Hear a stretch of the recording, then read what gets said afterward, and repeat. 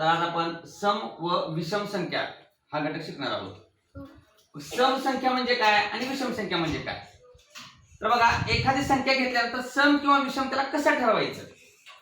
आता उदाहरणार्थ आपण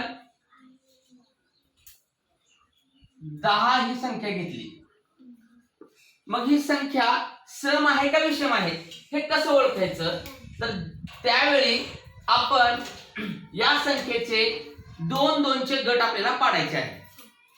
आपल्याकडे 10 स्टार आहेत, 1 2 3 4 5 6 7 8 9 10। आता यावेळी आपण दोन दोन गट पाडणार आहोत। हा एक गट झाला, या दोन्हीचा दुसरा गट, या दोन्हीचा गट, या दोघांचा गट आणि या दोघांचा गट। बाकी काही उरलं का? नाही।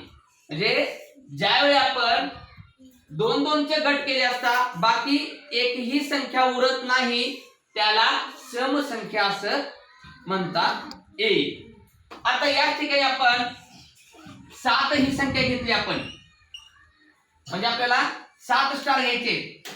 1 2 3 4 5 6 7। आता या ठिकाणी आपण दोन दोनचे गट करूया।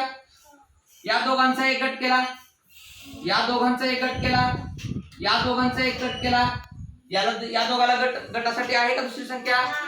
नाही। म्हणजे दोन दोनचे गट केले असतात, ज्यावेळी ही संख्या उरते त्याला काय म्हणायचं? विषम संख्या म्हणता येतं किंवा ऑड संख्या त्याला म्हणायचं। म्हणजे 7 ही काय आहे? विषम संख्या आहे आणि 10 ही काय आहे? सम संख्या आहे। आणखी बघा, सम संख्या कशी ओळखायची?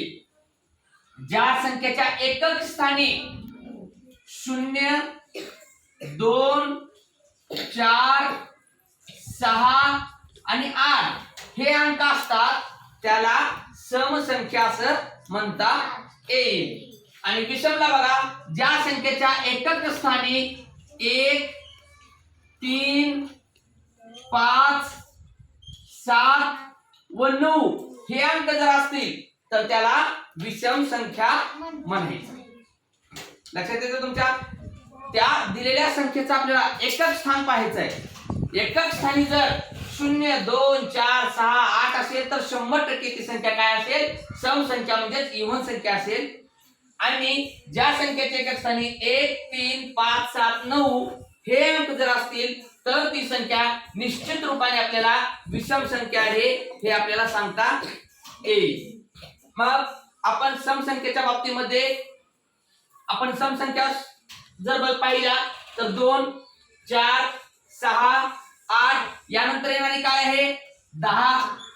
यानंतर येणारी सम संख्या 12 14 16 18 20 असे या पद्धतीने आपल्याला संख्या वाढवता येतील। आणि या ठिकाणी 1 3 5 7 9 त्यानंतर 11 13 15 17 19 या ठिकाणी अशा पद्धतीने या संख्या वाढत जातील। या विषम संख्या आहेत।